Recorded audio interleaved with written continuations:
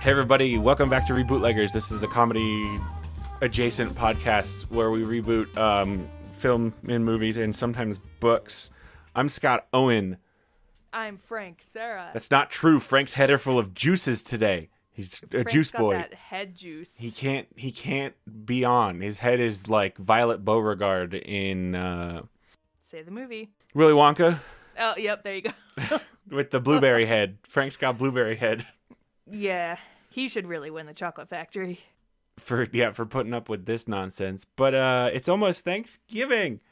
It will be. Gobble, gobble, gobble. It will have been by the time this episode goes out. I don't know when I'm gonna put it up. Yeah, gobble gobble is right. Rebecca wanted to do a Thanksgiving movie, and I had to look up if Thanksgiving movies were even a thing. And it turns out not a whole lot of Thanksgiving movies. There's really not. There's an untapped market. It's usually just Christmas movies that come out at Thanksgiving. You'd think. I mean, this really seems like it's part of the whole Christmas's war on Thanksgiving, where we're kind of just erasing Thanksgiving from the zeitgeist. You know what's crazy? So, I was at Target looking for Thanksgiving stuff, and all their Thanksgiving stuff is on clearance. Already? And it hasn't even happened yet. That is disgusting. Mm-hmm. Because Christmas goes up. Stuff is up. We skip straight from Halloween to Christmas. And don't get me wrong, I love Christmas, but come on, let's do a little Thanksgiving first. Yeah. Give me that ham. When do you start listening to Christmas music? Oh, the day after Thanksgiving. Okay. When do you start listening? Like now? No, I try to avoid it Christmas at all costs. Yeah. I try to avoid it at all costs. Real Grinch over there, huh? Scrooge. You know what's crazy? So the neighborhood that we moved to, I guess like 2 streets down turns into like Christmas Street. Oh shit. And yeah, and I guess it's like a big deal and it fucks up traffic for like the month. Guess you're working from home all December. I know. Well, I don't know if it's during the day, like that should be fine. But it's the evening. It's the evening when all the lights go on. Yeah, but the lights go on at like 4 p.m. in December because it's winter. Oh my gosh. Your drive home is going to be a nightmare. Steve Zahn's in this movie. Dave Chappelle's in this movie. Greg Kinnear's in this movie. What movie are we talking about? I don't think we've told the audience yet. You've Got Mail. Oh, we're going to do You've Got Mail. We're going to do You've Got Mail. I was going to just real quick, here's a list of, this is what Google tells me are movies about Thanksgiving. Free the Birds. Okay, that makes sense. That's about the turkeys. That's about the turkeys that try to... Here's a movie called Pieces of April. Oh, I remember that one. It sounds like it's about springtime, though. Or is April a person? April's a person. It's very indie. It looks indie. Is that, no, that's not Drew Barrymore. Who is that? That's Katie Holmes. Oh, what? Look at those bangs. I know. This was like after Dawson's Creek, too, where she's like, I'm edgy. I can do indie movies. I'm not What's My Face from Dawson's Creek. Yeah. I saw Dawson's Creek Funko Pops at the store the other day, and I said, I think I might be done with Funko Pops. That was the line in the sand for you? Yeah, I guess. I don't know. There's probably at some point I'll see like an Avatar The Last Airbender Funko, and I'll buy it because I'm a real sucker. Paul Blart Mall Cop is apparently a Thanksgiving movie. Oh, heck. We can't reboot that without Frank, though. He'd be very upset. Yeah, also, I think we might have already rebooted it. I don't know. We need to be aware of what your inventory is. There's nothing in the rule book that says we can't reboot something twice. That's fair. They do it to Spider-Man all the time. Hey, Jack and Jill. Oh, where Adam Sandler plays himself and his twin wife? No, they're siblings. But they could, I mean, what I said could still be true. Well, save that for a future reboot. Ugh. Oh, and who's this? Jill. Who's this? The War at Home with oh my God, Martin Sheen. Holy shit, I couldn't remember the president's name. The president? Yeah, he was the president in The West Wing. Oh my gosh. A show that I've never seen, but I just refer to him as the president. that's how Frank always refers to him. He puts his coat on very weird. Yeah, Jack and Jill are twins.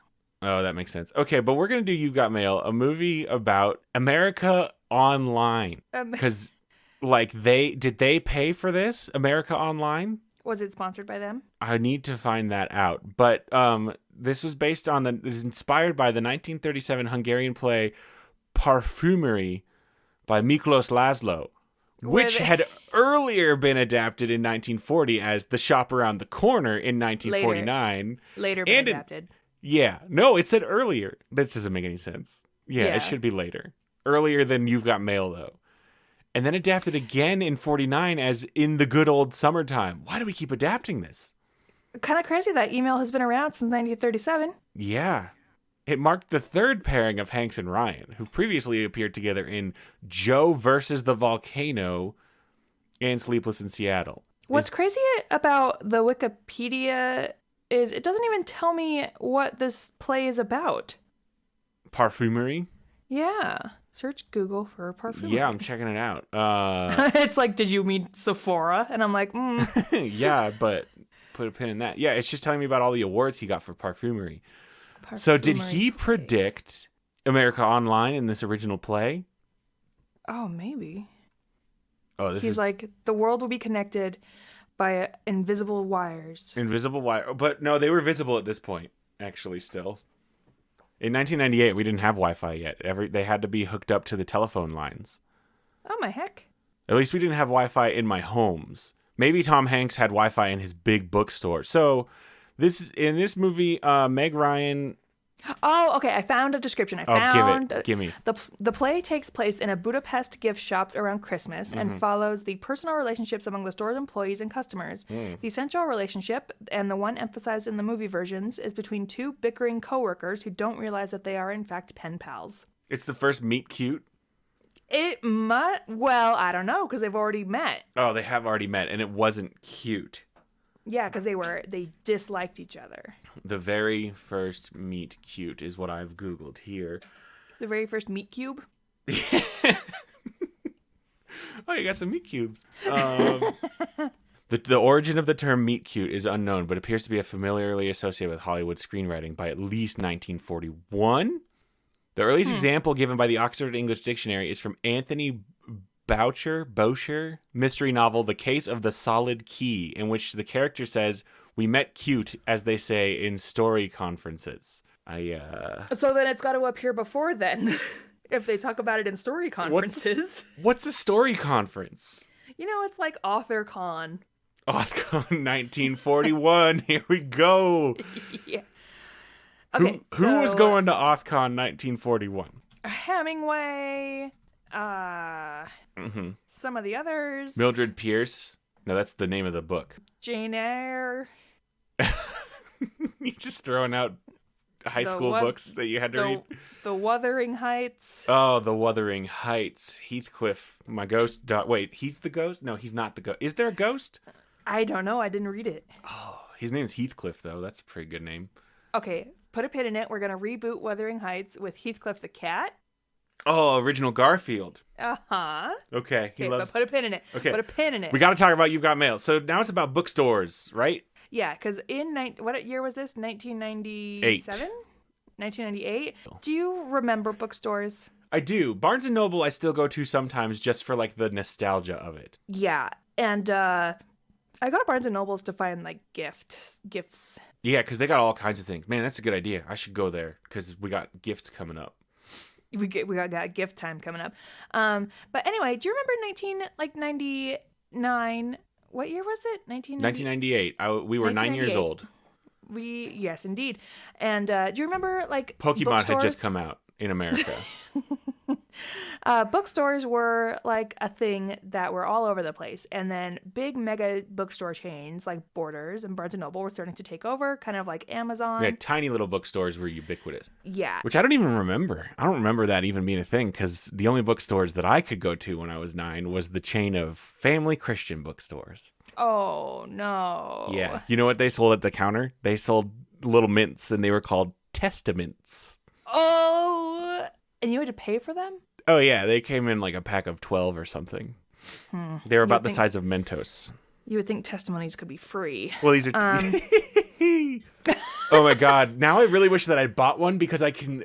Oh, I really, really hope that each mint wrapper was like a verse from the gospel and the whole point was like you're giving someone a mint when they need one, but it's like, you know, those fake $100 bills people tip with, but way less offensive. Yeah. Anyway. I had my Postmates delivery driver the other day. Did they give you a chick tract? He gave me like a pack of like a 2-pack of mints and like a thank you and like 5 stars on it. What is he, a hotel? Yeah, I think he was like trying to bribe me for a 5-star rating. But Oh, here's the no. thing. Here's the thing. I really dislike mint. Oh, little So did it's he like, know. oh, wrong move, buddy. Whoops. Also, the gig economy is terrible, and I hate this. Okay. Ideas are flowing. Gig economy bookstore. Bookstore gig economy. Okay, we still got to summarize the original movie. Okay, so big mega bookstore is going to open up and totally like demolish a tiny bookstore run by Meg Ryan, right? And Tom Hanks is like in charge of big bookstore. But this is also like right around the time where online dating kind of happens, and you don't know who people are on the internet. So they somehow start chatting on the internet. Yeah, can I tell you? Can I just give you this good sentence? This very good sentence from this Wikipedia summary. Yes. Meg Ryan's character Kathleen Kelly is currently dating Fred Navasky, who in my head is Judge Reinhold, but I don't think he's Judge Reinhold. I think he might be Greg Kinnear. But this is the sentence I love. While Frank is devoted to his typewriter, Kathleen prefers her laptop and logging into her AOL email account.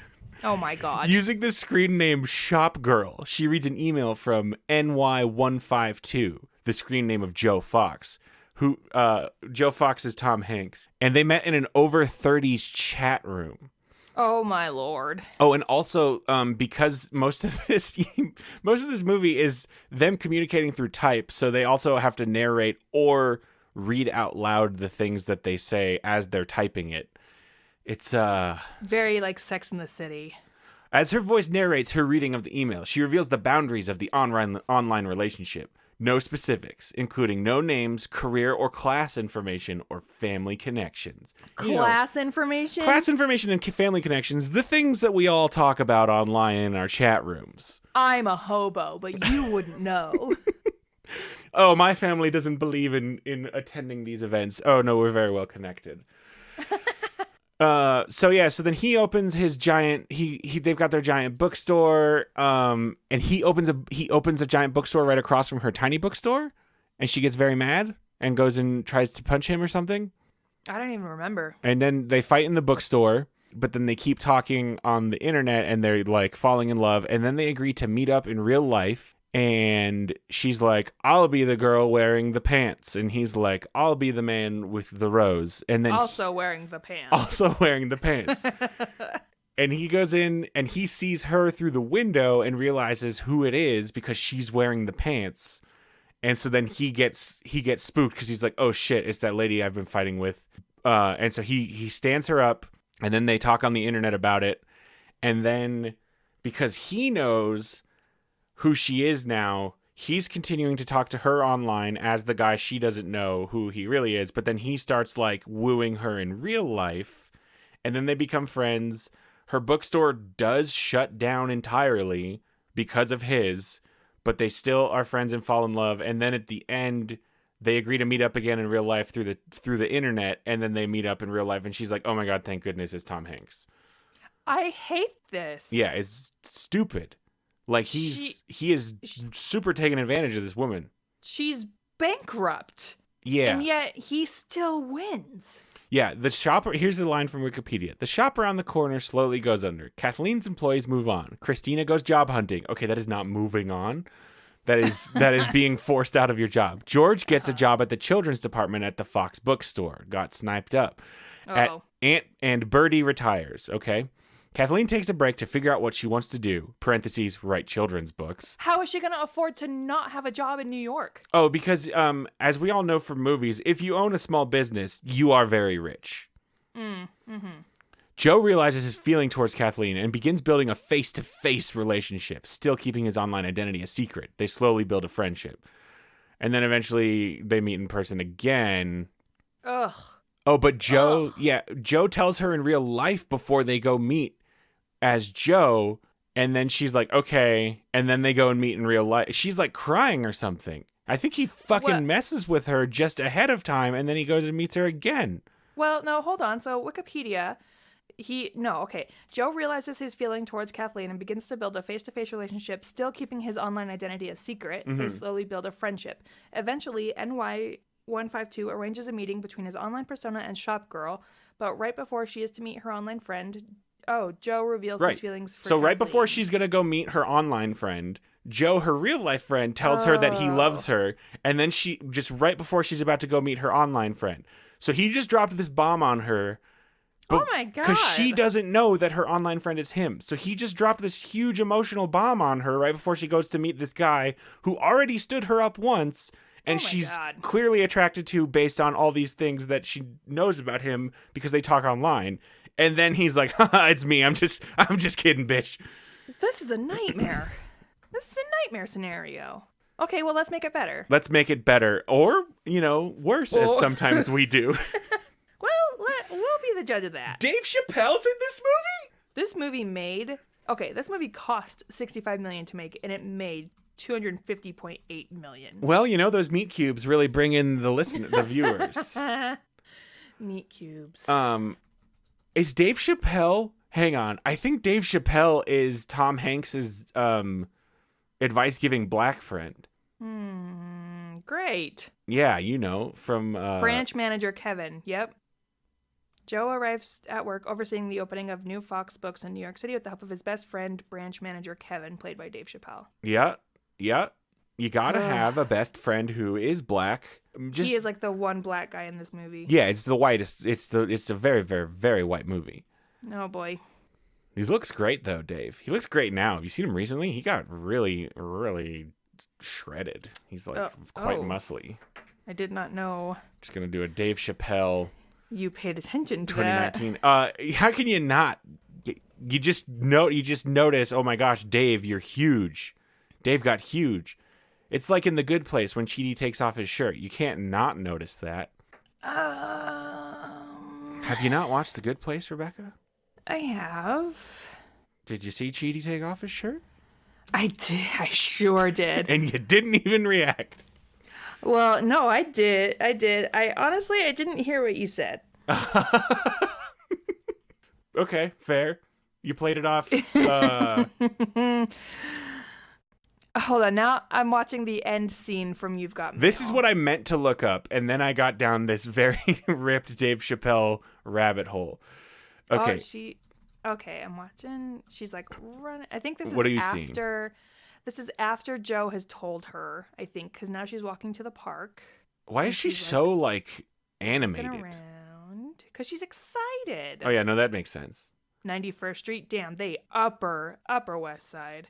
Can you know? So, I love Tom Hanks, but can you imagine a guy with Tom Hanks's face being the lead in many rom-coms today in our current time? I feel like if you're in a rom-com now, you have to be hot. You have to be, your face has to be made from molten lava.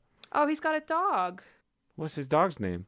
I don't know, but it looks like a golden retriever. Oh, here he comes. And he's got this look on, oh man, he's got this look on his face yeah. Oh man, now I kind of want to watch this movie. Oh wait, here's the scene where he does tell her beforehand. This is fabulous audio for our listeners. And she starts crying, and Somewhere Over the Rainbow is playing. Okay, he just told her, if you hadn't been the shop around the corner and I hadn't been Fox Books, I would have asked for your number. And she's looking at him very upset. He's drying her tears with a goddamn handkerchief. Oh, that's a thing. I forgot. So the handkerchief, at the very beginning of the movie, you know how everybody in a meet cute's got to have their quirk? Mm-hmm. And so her thing is... This isn't specifically her quirk, it's part of her quirk, but she uses a handkerchief because it's not something you just throw away. I think her whole thing is she hates people just throwing things away, I guess. So she's got a handkerchief so that she can keep her snots, I guess. Sure. Oh my God, they're making out now in the park. Oh, and then there's the dog. Oh, he's biting his coat. Papa, come on. What a good boy. I don't believe that dogs call people Papa. I think they see us as their dumb friends, much like we do. I guess I do view Jack as my dumb friend. Okay, so I'm watching the scene right before this. He told her he likes her, and then she says, "I've got to go." He puts his hand on her shoulder. He is physically controlling her body. Oh my God. It's just, let me ask you something. How can you forgive this guy for standing you up? He is trying to badmouth himself. He is just fucking with her head. Tom! I do kind of want to watch this movie now, though. Yeah. He said, how can you forgive him for standing you up, but you can't forgive me for this tiny little thing of putting you out of business? Hold on. But take it back. Hang on. Maybe that's not what he said. This tiny little thing where I just put you out of business? I think he's trying to be cute and jokey. And then they stare at each other for some more. And he says, "Oh, I wish you would." Oh man, Steve Zahn is like so little. And then she says, so "I full have of to hair." go."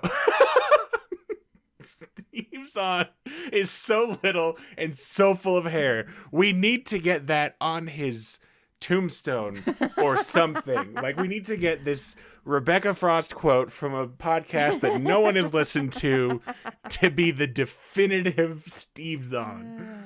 Why would she be smiling and laughing at this point? I would be furious with this man for doing this to my brain. Oh boy. Like, I would be so angry at him. Okay, let's make it better. What's our first segment? I want nothing more in this scene as he's slowly walking up to her, for her to just like punch him in the dick and walk away. Well, that's how it would be in 2019. It would be. Okay, first segment is called Love It or Leave It. Love me or leave me or let me be lonely. And this is where we talk about what we're going to keep and what we're going to get rid of. Do we want to keep the gaslighting? See, that's a real tough call, right? Because, like, I super hate it, but how else do you, Like, we could keep the gaslighting, but then make it, like, maybe how we should react to the gaslighting. Or maybe we just turn the gaslighting up to 1 billion and everybody's gaslighting everybody all the time and we don't know what's real. Even the audience is being gaslighted, and it's this weird psychological nightmare of a movie directed by Aaron Aronofsky. Okay, yep. Aaron Aronofsky or Darren Aronofsky? Aaron's cousin and Darren's cousin Aaron. Okay. Yep. It'll be like it's not quite Darren Aronofsky quality. Did you know that Darren Aronofsky almost directed the Solo Wolverine spin-off movie? What? He was the original director, and then he quit before they started doing anything, but that movie was almost super different. Because it was not weird enough?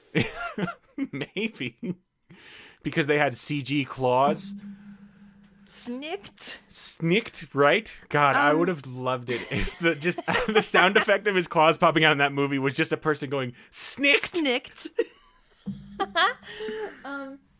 I would love to keep the like pen pals who don't realize they're pen pals concept. Yeah, so is it now like do we have to update it for the modern times? Is it like a swiping app? It's gotta be an app. Yeah, it's gotta be like an app, right? Like a dating app? All the apps now are for fucking though, right? So like so here's my question, is it a dating app or is it like a DoorDash? Oh my god. Well, so do people social network on DoorDash? I don't know. Maybe Meg Ryan is but like, here's the thing, I just gotta order Red Lobster from DoorDash, but then this guy just like keeps delivering it, and she's like, oh, this fucking guy. That's how she meets him. Ooh, okay. Well, that's what I'm asking. I'm asking that because the things that they're talking online, she can't ever have seen that person in real life. So were you saying they were texting through DoorDash? Okay. Oh, okay. What if instead they are texting through like a dating app type thing, and they don't know who each other is, but then she's like, I gotta get me some Taco Bell from DoorDash, and so DoorDash, she orders it, and he shows up, and he's like the rudest fucking guy, but it's him that she's talking to. Okay. Is DoorDash putting anyone out of business? How about this? Maybe Uber's instead, right? So maybe she's like, she owns a taxi company. She owns a taxi company, and but that doesn't make sense, because how is she going to interact with this Uber guy unless she takes Uber places? Shit. Okay. What is the thing that's putting something else out of business today? Millennials. Does she just have a regular store and then Amazon? Amazon? Maybe he's Yeah, Jeff I'm wondering, Bezos. is it Amazon? Well, I don't want to make It can only be Jeff Bezos if he does get punched in the dick at the end, because I don't want to. Okay, what if we make it like a Jeff Bezos type? Yeah, so it's Jim Rash. Yes. I know I'm getting ahead of myself, but yes, it will be Jim Rash. Okay. Oh my goodness. Okay, a Jeff Bezos type. So, like a general store, like a bodega, or a bodega, or do we stick with You've Got Mail? She owns a Barnes and Noble. Amazon is opening up their first physical bookstore across the street, because that's a thing that they're doing. So it's still bookstore, and and Amazon opens, or it's just a regular store. Sorry, yeah, I forgot they're doing brick and mortar stores. It's also they're also Whole Foods now. Mm-hmm. Okay, so Amazon, but it's one of those future stores with like it's just like robots. There's no cashiers or anything. So like yeah, and you don't even have to pay. Like you just take the thing and it charges it to your account. Yeah. Okay. Ugh. Yeah. Or okay, maybe she runs like a nice food store, but then one of these fancy Amazon shops is opening up right across the street. I think we can. Maybe it's she works at a mall. No, I think it's fine if we can. I think we're overthinking it. I think it's just regular store, and then there's an Amazon store across the street. She owns like a, maybe she runs a Target. We make it about one corporation, like versus another, killing another corporation. Yeah, so they're still both corporations. Okay. So now instead of rich guy destroying poor person, it's rich person destroying another rich person. And we're keeping the gaslighting. So there's got to be so much gaslighting is the thing, though. Mm-hmm. I guess we'll get there. We just got to come up with more ways that people are gaslighting. Oh, wait. So but then what do they meet on? They're just meeting on some sort of dating app do we use a real one or are we making it up? What's like a fun, like, billionaire dating app? Okay. A billionaire dating app. Okay. Give me. Okay. Riches. What are some expressions about that rich people say? Snobby. Rich people expressions. Oh, hold on. I think I got it. Give it to me. The app is called Don't You Know Who I Am? That's a really long app name. Yeah, but like... But you've heard... Think about it. But is this maybe where... Okay, so maybe the app is... This is where rich people go to meet only other rich people, but it's specifically kept all anonymous because... Maybe it's like rich people pretending they're being incognito, but everybody knows who they are. Maybe it's rich people pretending to be poor. And so what if it's these two rich people pretending to be poor on a regular dating app? Okay. What if it's... So, as we all know, rich people, they just want to be treated regular because they're people like... normal people. They're just people like us who just happen to have billions of dollars and don't have any of our problems. And they just want to be taken seriously and not...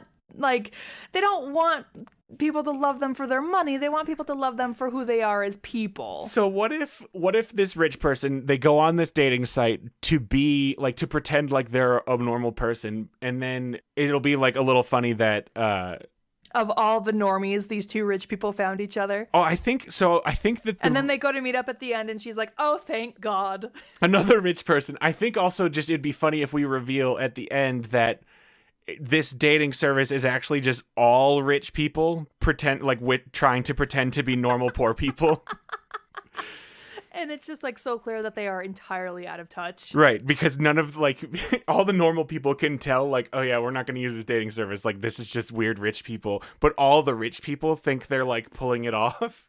And so then the whole dating service is just entirely rich people, which will just be like a funny joke at the end, but the whole movie will just be a funny joke about two rich people thinking that they're pretending to be poor and that they're dating a poor person. Mm-hmm. Okay. So then so we've got, so Amazon. Because I also really like the reveal at the end where she's like, oh, thank God it's you. Because I don't know that I could actually date a poor person. Okay. So that's what we have to keep to. So in the original movie, she's dating she's currently in a relationship at the beginning of the movie with, I think it's Greg Kinnear. But he's like the stereotype. He's like a hipster author before hipsters. Like he still uses his typewriter. He probably has like, he's got a blog. Yeah, I think he's got like a tweed jacket. Well, no, he doesn't have a blog because he's all about the physical space. But I think he's got like a tweed jacket with like elbow pads and stuff. Like, he's just a dork. But so in our movie, she is dating an actual poor person. Maybe they're not even poor. They're just like not obscenely rich. They're just like upper middle class, and she's just like the insanely rich person. Well, so here. I think he's also got to be insanely rich, because that's why she goes to the dating app to like feel something. Oh yeah, right? yeah. The other person in the meet cute is insanely rich. I'm saying the person she's already in a relationship with is the poor person, no. See, I think that the person that she's in the relationship with has to be insanely rich as well. I see, because she's trying to escape the obscenely rich. Because she's trying to escape okay. it. And then yeah. When she does finally, meet the other obscenely rich guy, she's like, oh, thank God. I don't know. I did not realize exactly what I was getting myself into. It is, dude, like, oh, can you believe they have to look at their own, I don't know, bathrooms. Reflections. Can you believe that they chew their own food? Let's go to segment 2. This is called When and Where. And this is we're talking about setting and genre, which we've kind of already established. Our setting is now. They're doing dating apps. Our genre is a weird ass Darren Aronofsky film, which I'm gonna need to lean on you a bit for that vibe, because I've only seen The Fountain and just clips of his other movies. I still haven't even seen Black Swan. Oh, Black Swan's pretty good. That's what I hear. Who's the rom-com director of our time? Gary Marshall? Oh, he's dead. Let's see. Modern rom-com. What are some modern rom-coms? I mean, Judd Apatow, I guess. Oh, yeah. I don't want to do a Judd movie, though. I don't either. I'm tired of Judd. Is Silver Linings Playbook a rom-com? They try to pitch it as that, and I do not think that it is that. My brother saw that movie, and he thought the whole movie, he thought it was going to turn out to be like this weird psychological thriller, because, so like, Brad, what's his last name? Cooper. We're friends. I call him Brad. Sure. He, like, his whole family basically like keeps not telling him about what his wife is up to now. Because he like went, or because she's with that guy that she was cheating on, but because they like keep not referring to it, my brother was like, immediately I thought he killed her, and he just didn't remember, and it was this whole thing like everyone was keeping secret from him, and I was like, dude, you were watching a way different movie than the rest of us. Yeah, that would have been a better movie. That would have been very interesting. Oh, Kate and Leopold. Oh, that's from 2001. What's a modern rom-com? So I just Googled rom-com directors. Rom-com. Rob Reiner is number 1. What about Always Be My Maybe? That's a rom-com, right? I think we're overthinking it. I think we might be, maybe we too. just get a nobody director. Wait, we're getting Aaron Aronofsky. Aaron Aronofsky. We already said this. Okay, Aaron Aronofsky is Darren Aronofsky's whimsical brother or cousin. He's more whimsical than is Darren. Darren is not whimsical. Darren's not whimsical. He's just a weird guy. Aaron is still a weird guy, but whimsical. Yes. Okay. So yeah, present day. I think keep it in New York. What about or if we wanted to go with a real person, what about Wes Anderson? Oh no. Okay, we don't like Wes Anderson. Too stylized. What does that mean? What does that even exactly mean? What it means. What does you that... know exactly what it means. You've seen Wes Anderson movies. But I have, but what does stylized mean? Wes Anderson has a very specific style of doing his movies. Okay, I see what you're saying. Okay. Do you? I don't know. I'm not a film buff like you. Okay.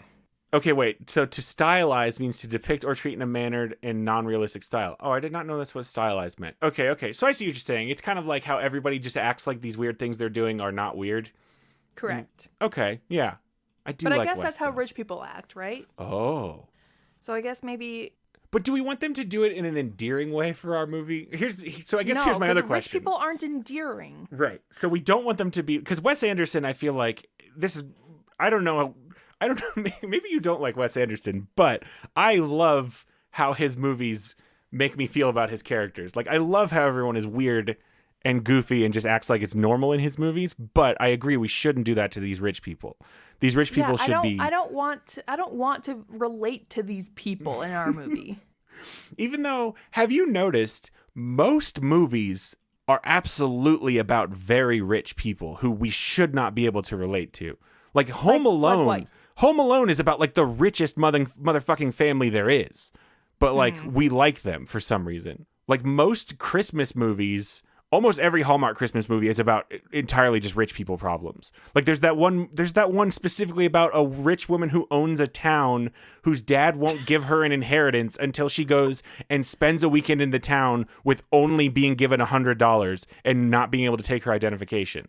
There's Christmas movies. What?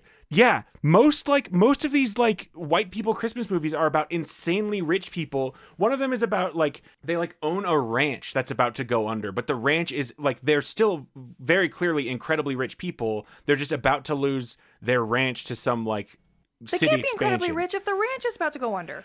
They were rich at some point. Like these are not problems that normal people have because their whole thing is like their house is enormous. It's just all this like. I can't think of a single like Christmas movie that's about regular people.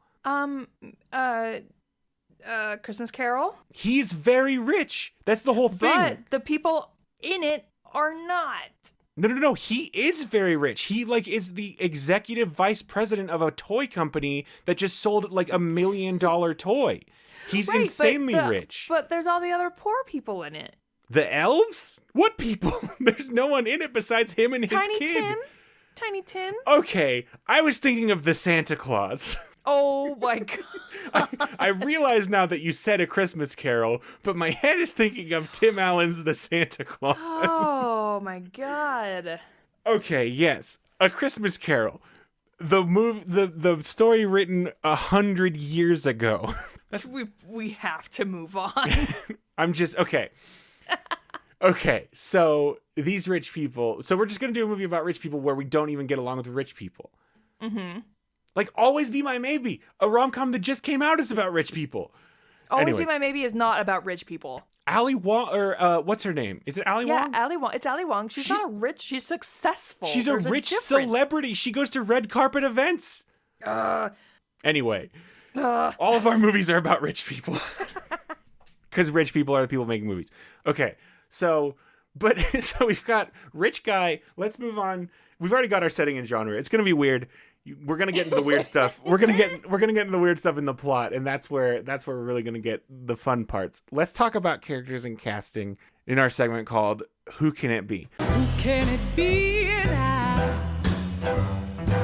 We've already got rich Amazon guy, and it can't be called Amazon. We're gonna have to call it like. Flamazon. I was going to say like Serengeti, like just a different thing from a country. Sahara. Yeah, but I guess we could call it Flamazon. Redwoods. What's another rainforest? We could just call it Rainforest. Rainforest.com. Or we could call it like, I don't know. I kind of really liked Serengeti. Serengeti's hard to spell, isn't it? We don't have to spell it. They just have to say it. But it's got to be part of our marketing, too. Like, if you go to Serengeti.com. Okay, I'm going to spell it right now. And I'm not looking this up. And you can look it up to confirm. Serengetti. Okay, wait. Spell it one more time. Serengetti. Oh, you're way closer than I ever would have been. But I wasn't right? No. Oh, that bums me out. Serengeti. Oh, only one T. Geti. Yeah, only one T. Okay. I was like Serenghetti. Just inserting extra letters because it's a foreign word. No, like spaghetti. Serengeti. Awesome. We're gonna make some Serengeti. Some Serengeti. Oh, that's very good. Okay. Okay, Serengeti.com is going to destroy Target. Whole Foods. Bullseye. But Bullseye. Bullseye. That's very good. And it's like we gotta find but the logo can't be a bullseye. It's got to be a bull, and there's a circle around his eye. We'll call it crosshairs. It's even better. Crosshairs. Yeah. That's good. And so then we can still use what looks like a bullseye, but then it's got like the plus sign through it. Okay. Yeah. Oh, okay. that's very good. That's very good. Okay, so Jim Rash plays bald man George Beefos. No. Zebos. Zebos. There we go. Fucking Zebos. And who is... So the CEO of Target is a man named Brian Cornell. Okay, so can it be a man named... Can we make this about two dudes? I mean, that is pretty modern. It's super modern. How about Brian Harvard? Yeah, that's good. Just Ryan Harvard. Just choose another Ivy League. Can we get Dan Levy to be him? Yes. I want to see, just now I thought of him, and then that made me so badly want to see just a rom-com about him and another guy in it, just so bad. I want to get him in a rom-com. I would love it so much. Okay, so Dan Levy as Brian Harvard. And then Jim Rash. Let's make him Ryan Harvard instead of Brian. Ryan Harvard, and then Jim Rash is George Zebos. George Zebos. Okay. This is very good. We don't even need side characters. But don't you want... We got to put the Sprouses in somewhere. It's a rule. Then... They have to be each person's respective best friend. Okay, so we don't even have a Dave Chappelle type anymore. Unfortunately, no. Which is fine. We're just making this movie even whiter by taking Dave out. We're trying to alienate as many people as possible. Okay. Yeah. But also, okay, yeah. But somehow this movie will still just destroy at the box office. It'll do incredibly well. Yeah, okay. Especially during Christmas. It's going to spawn so many think pieces about like what we were trying to do, about what we were saying about society, and we're just going to be like, nah, man, rich people just suck. Yep. Okay, there's no one else. Oh, we do have to cast her current boyfriend that she is tired of, or he's tired of. Do you know who like keeps popping up in my head? Tell me. Channing Tatum. Oh, it can be like... Oh, but Dan Levy and Channing Tatum are about the same age. I was going to say, what if there's that weird, like, rich people age gap for her current boyfriend, or his current boyfriend. But no, Channing Tatum is good. It's just who keeps popping up in my head. Because here's the thing. I like Channing Tatum a lot, but he's also, like, probably an insufferable rich person about something. Or what if Dan Levy is dating both of the Sprouses? And just like, because that's, it's a modern day thing. It's fine. We're dating two. It's modern and they're rich. And they're younger than him. Yeah. Okay, so let's do that, and then we gotta cast, cast the two best friends. Can we make it so that the Sprouse twins aren't even they're just playing themselves? Like he's dating the Sprouse twins. Yeah. Like that's what it is. He's dating the Sprouse twins, and they don't think it's weird that they're involved? No. Okay. Nobody thinks it's weird because they're rich. Right, they're rich. Okay, so then they're two respective best friends. So who's George's best friend? Who would be best friends with...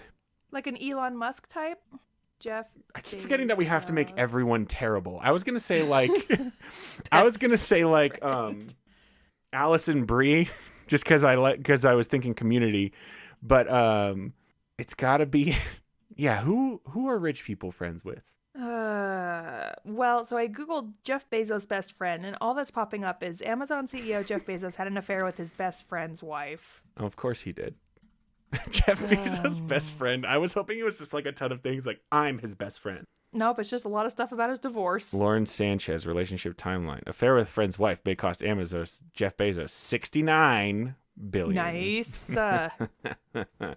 Oh, Jeff. It's probably like his lawyer. Patrick Whitesell. Okay, let's Google Do you think Whitesell. Neither of them probably have best friends? They probably just have lawyers who they have to talk to all the time. You know what's really funny is we've had this conversation when we rebooted Harold and Maude.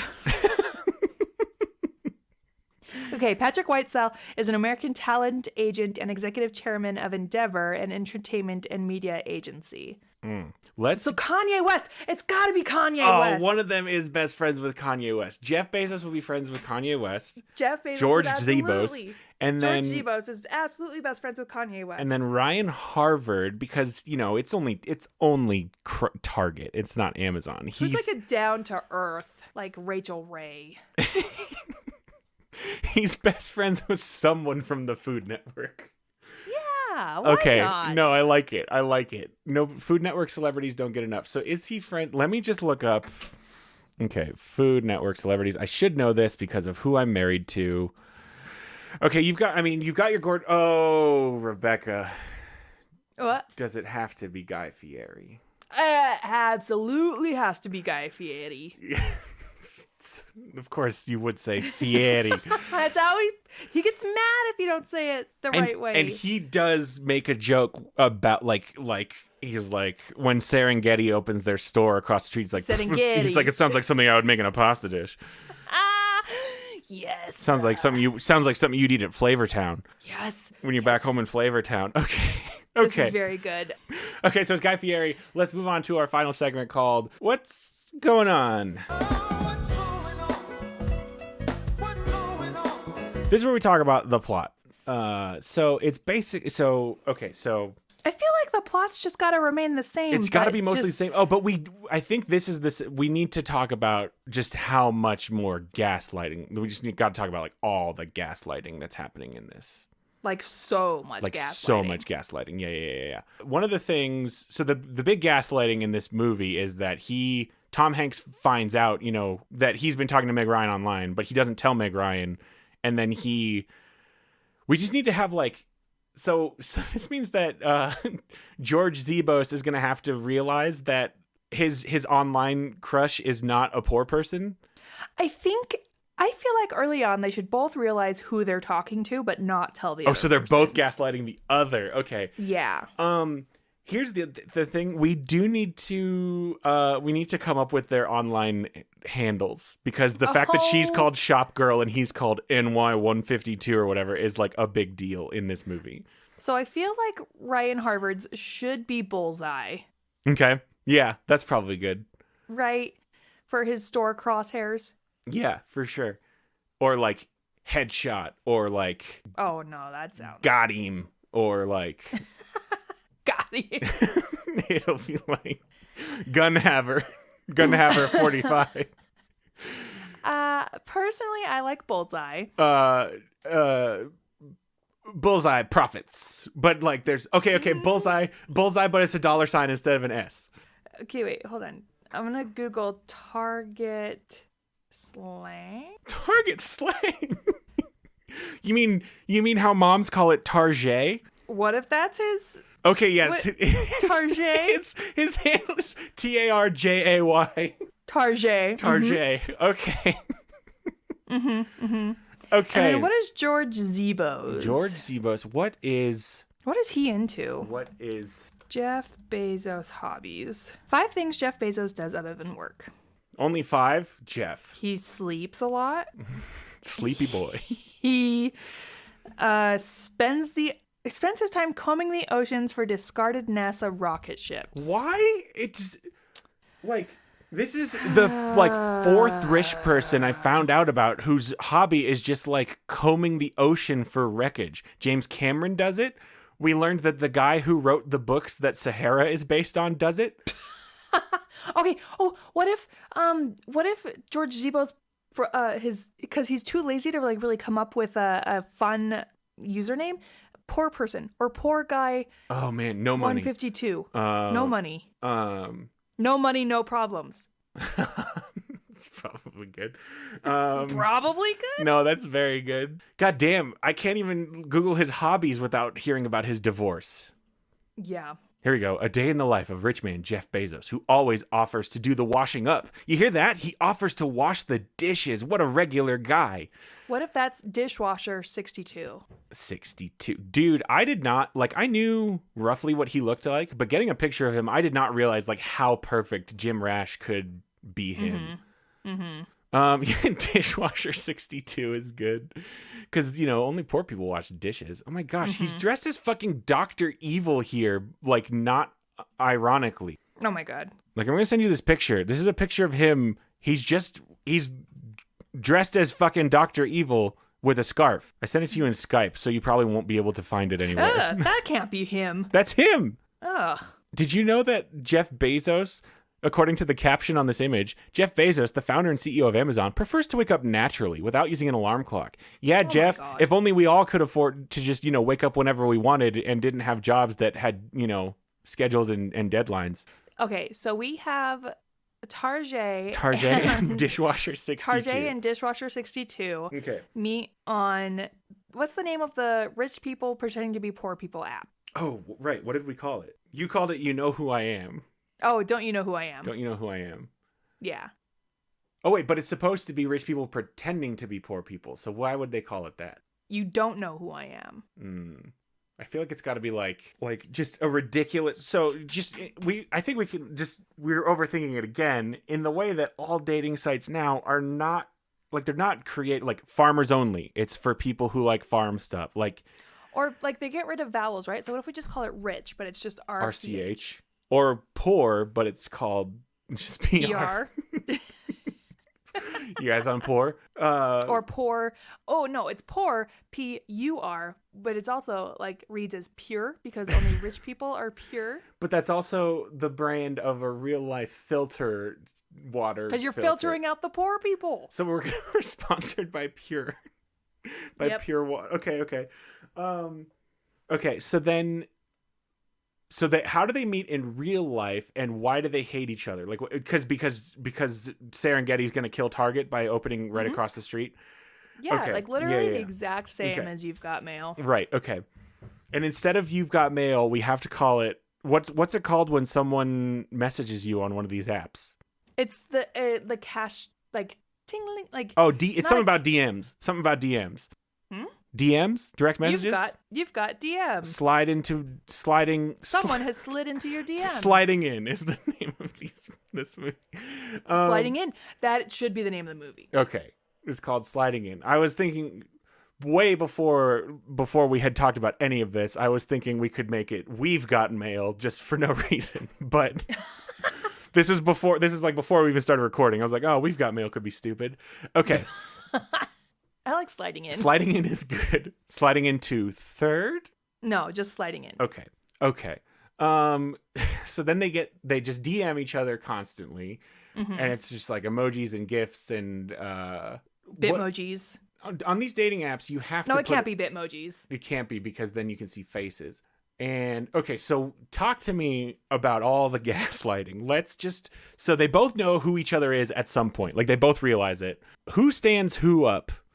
So I think they both stand each other up, but then they talk to each other like they both were waiting there for hours. Okay, so they've both realized. So they both walk in to meet the other one, but they get there at the same time, and they're both wearing the pants.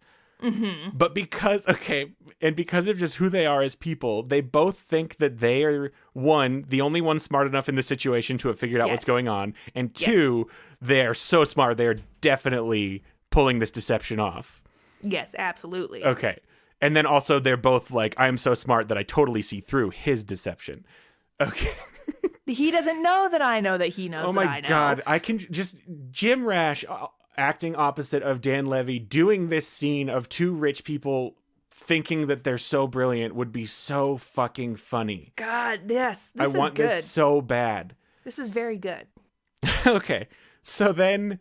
The rest of the movie is just each of them. But there's got to be like instances too where like Guy Fieri goes into Serengeti and he's like, oh, well, I heard that Crosshairs has blah, blah, blah, blah, blah. They'll read you a story while you shop.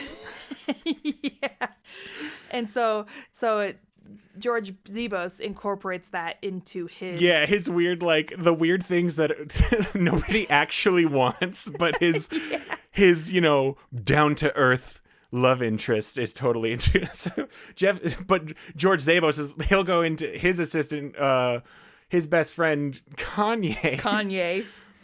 Oh my God! And they're fucking selling Kanye's like stupid clip art sweatshirts at Serengeti for, and they deliver them with drones. Oh, but he goes into what do we call it? Crosshairs, and he's like, you still have to talk to people when you shop. Weird. Oh, and so at the end when Tom Hanks is like, oh, I lost my dog, I'm looking for my dog. Yeah. George Zebos is like, I lost my favorite drone. Yeah. Okay, so then... And so then they meet at the park, and then just this one drone flies down with a rose on it. So in the original movie, Tom Hanks knows, but he doesn't tell her, and he then like works on forming an actual relationship with her. And then he does that bullshit where he tries. So we are going to get a great scene where the two of them try to talk the other one out of forgiving the guy who stood them up, even though each of them is like about to go meet him for real life. Like we just do that weird thing that Tom Hanks did at the end where he for some reason messes with her head even more, but it'll just be another really funny scene. But also instead of instead of one of them like sincerely trying to become a nice person because he realized who this person he's been talking to the whole time is, they both know. So now is it either both of them trying to do that, just like, oh, this is so cute, like he doesn't know, we're going to try to become real friends, or is it just going to be the both of them trying to catch the other one in the lie? Yeah, I like the idea of them trying to catch the other one in a lie. So they're both just like hiring private investigators and like... They hire the same private investigator. Okay, that's better. I was going to say they hire two private investigators who then have their own meet cute and then go fall in love just in the background. I know. This is very hard. There'll be so much gaslighting. Just each of them lying to the other one about where they were and just convincing the other one that they're wrong. And sometimes it works, sometimes it doesn't. And then they end up making out in the park at the end, and it's just on a pile of money. Or do they agree to meet in a poor person park? Oh, they meet where like all the homeless people hang out. Yeah, to like maybe like scare the other one, but they're both just like so enamored with each other that they risk going to the poor person park. Okay, so let's talk food and drink pairing. What are we eating and what Mountain Dew are we drinking? So it's got, what's like a Guy Fieri inspired Mountain Dew or Kanye West inspired Mountain Dew? Okay. It's got to be like, we got to find out what's the secret rich people Mountain Dew. Rich people Mountain Dew. Person Mountain Dew. There's a song by a person called Charlie Rich called My Mountain Dew. I see. I also got that result. Okay, the first Google image that shows up is Maui Burst. Maui Burst, huh? Dew with a blast of pineapple flavor. Ugh, rich people love pineapple. Uh-huh. Oh, that looks that's a tall can, too. Yeah, okay, what about Maui Burst with avocado toast? Okay. Yeah, it's just like we're making or caviar. Yep. Caviar for sure. It's the caviar. How is that like? I'm just gonna eat a bunch of fish eggs. Ugh. Anyway, that's got the rich people. That's gonna do it for us. Thank you so much, everybody, for listening. This one's for you, Frank. Hope your head's juices go. Hope your head juice gets better. Hope he gets juiced. If you like the show, please give us a good rating and review on Apple Podcasts. That helps us out so much. And tell your friends. I think we've got a Twitter. If you want to send us reboot ideas, we're open to that. It's just at Rebootleggers. Until next time, I'm Scott Owen. I'm Frank Sarah. And what's our password for next week? What's like a rich people password? Bitcoin. Yeah, it's Bitcoin.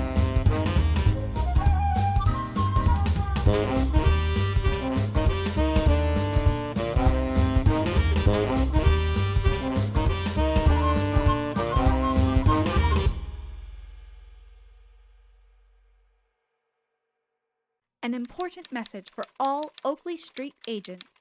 Our alethiometer reader has seen that the girl Lyra Balakwa will be venturing north to try and liberate the children who have been stolen by the newly established Obliviation Board.